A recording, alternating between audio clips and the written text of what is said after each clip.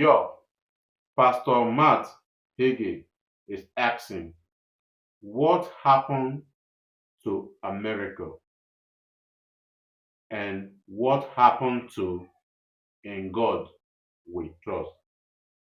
Just watch this video. Jesus said, "Let no man deceive you." He said, "You'll know them by their fruits." And 6 decades of progressive socialism have created a nation that is on the verge of communism.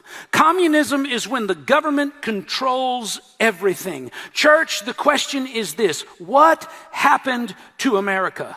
What happened to In God We Trust? What happened to one nation under God? What happened to patriotism and a family? What happened to justice, liberty, and freedom for all? The answer: we have been deceived. We've been deceived by a government that is not serving its citizens, but controlling them. By a government who does not want one nation under God, but one nation under them. We are a nation who is in desperate need of a righteous revolution where the God of Abraham, Isaac, and Jacob becomes the foundation of our existence once again.